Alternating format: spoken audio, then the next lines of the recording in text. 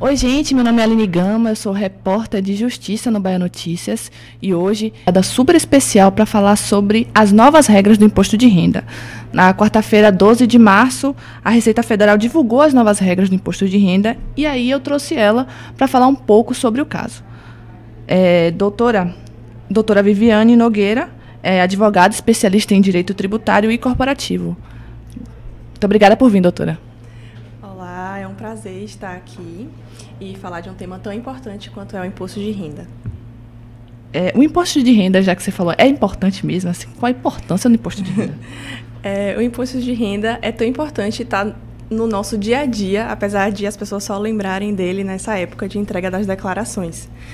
Até porque a gente tem essa declaração de agora é uma declaração de ajuste anual, que significa que a gente vai fazer uma espécie de resumo de tudo que foi ganho, vendido durante o ano nessa declaração, mas existem até alguns casos em que é necessário declarar durante o ano, como, por exemplo, o recebimento de aluguéis, que é uma coisa bem comum. Muitas pessoas recebem, né, aluguéis de imóveis, por exemplo, e é necessário fazer essa declaração mensalmente e no final, na verdade no início, né, que é agora na declaração de ajuste anual, faz uma espécie de encontro de contas do que já foi recolhido, do que já foi declarado, para ver se existe algo a restituir ou se falta pagar algo. Perfeito. Então, vou começar fazendo uma pergunta clássica, quem é que deve fazer a declaração de imposto de renda? Nós temos várias hipóteses e eu vou falar aqui as principais. A primeira é quem recebe rendimentos tributáveis neste ano no valor superior a R$ 33.888. Esse valor já tinha um tempo sem ser atualizado e foi atualizado esse ano. Rendimentos tributáveis são os rendimentos clássicos de salários, aposentadoria, pensão, que excedam, né, esse limite. Temos também as pessoas que recebem rendimentos isentos, não tributáveis ou tributados exclusivamente na fonte, que superem os R$ 200 mil. Rendimentos isentos, a gente tem como exemplo os lucros e dividendos, que pessoas físicas recebem de pessoas jurídicas, que são sócios, né, de pessoas jurídicas.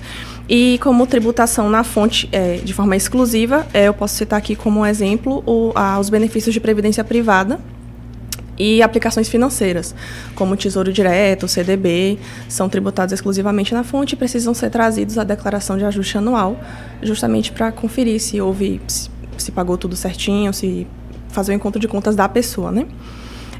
Além disso, nós temos a atividade rural, que as pessoas que exercem esse tipo de atividade e obtiveram receita bruta superior a R$ 169.440 estão obrigados a declarar, ou que desejem compensar prejuízos no ano calendário de 2024,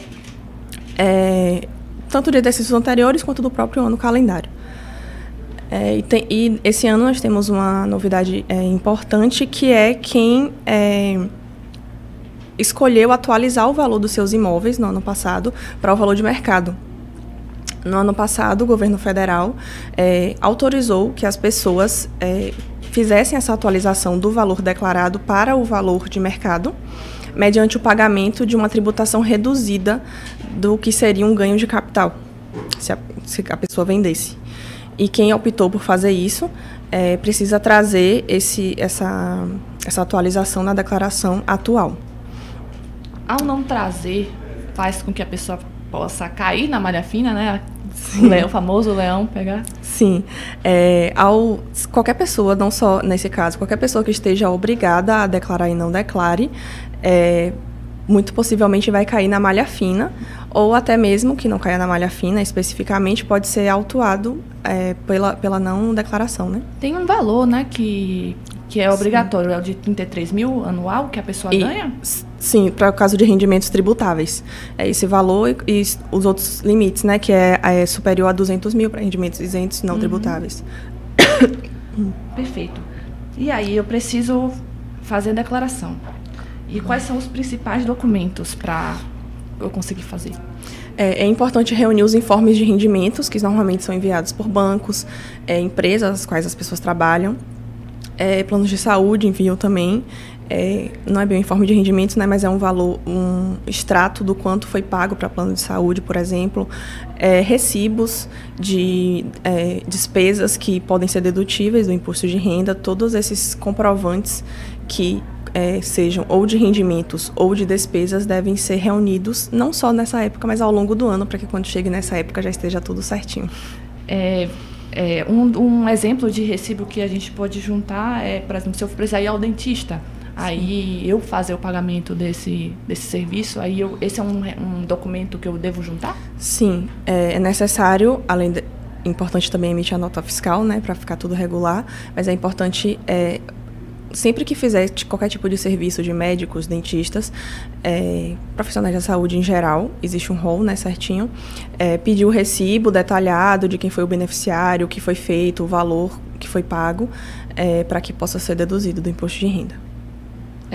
O que mudou nos critérios de obrigatoriedade nessa nova que saiu agora em 2025? A gente teve algumas mudanças. O primeiro foi a atualização do limite para rendimentos tributáveis, que foi o que eu já falei, que ele era de 33.800, passou a ser, né, de R$ 33.888.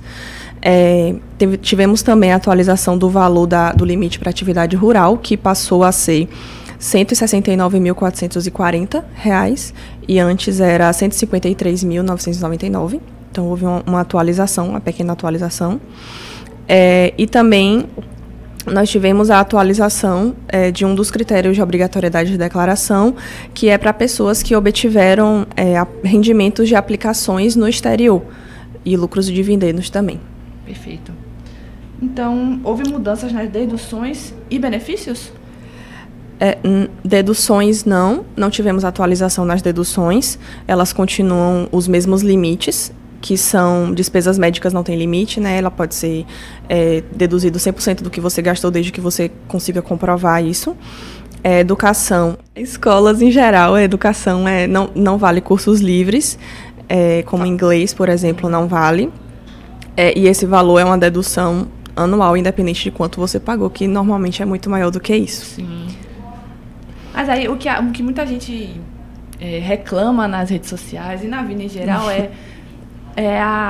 o preenchimento, a declaração pré-preenchida, né? Fala assim, se você já sabe imposto de renda, por que eu tenho que ir lá preencher? Porque eu chego lá e já está tudo. Como é que funciona essa declaração pré-preenchida? A declaração pré-preenchida, ela é, na verdade, um compilado de todos os dados que a Receita Federal já recebeu por outros meios, seja por declaração de empresas, bancos, cartórios. O sistema cruza e aí quando você acessa para entregar a sua declaração, já tem esses dados que a Receita já teve acesso antes. Mas é importante que a pessoa confira esses dados, porque pode haver algum erro na declaração de empresas ou órgãos públicos e a responsabilidade da correção dos dados é do contribuinte. Essa declaração pré-preenchida ainda não está disponível. Segundo a Receita Federal, ela estará disponível a partir de 1º de abril, porque eles ainda não conseguiram fazer esse compilado todo, apesar de já estarmos aí em prazo, como você falou, para entregar.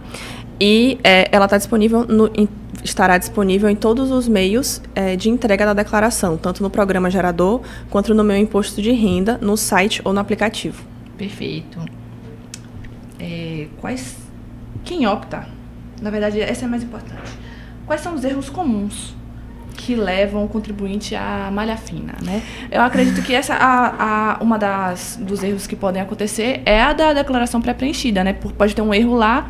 Eu posso não tirar esse documento que falaram que eu tenho, ou um carro, algum bem, e eu deixar lá, e isso já pode ser um problema, não é isso?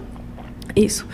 Eu diria que o principal erro é justamente dados incorretos. Até, às vezes, erro de digitação de um valor, erro de código, erros em geral na declaração.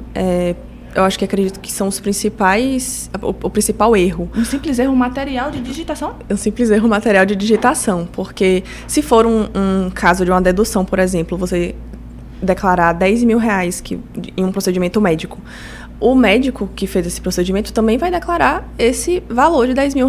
Se você declarar R$10.001, já vai dar uma divergência, porque os dados são cruzados, né? Os sistemas cruzam os dados e aí automaticamente a pessoa cairia na malha fina.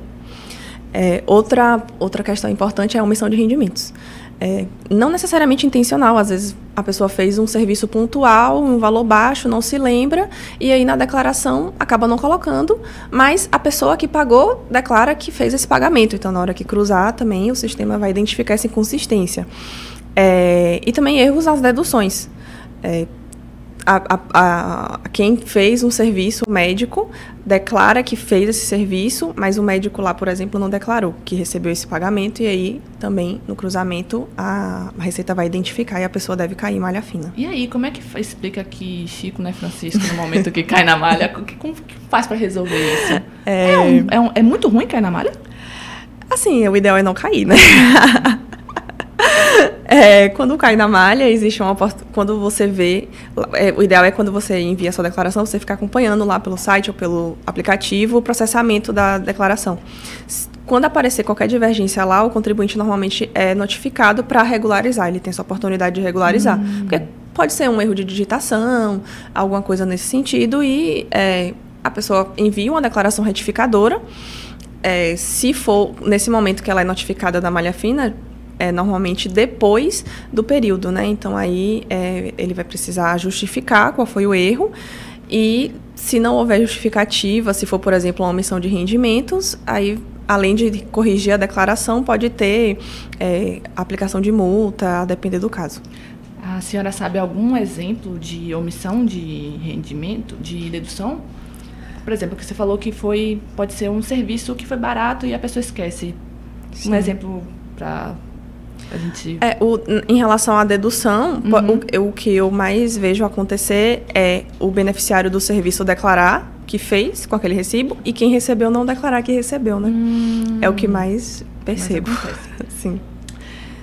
Tivemos algumas mudanças, como já falamos, e uma das mudanças é relacionada ao Pix.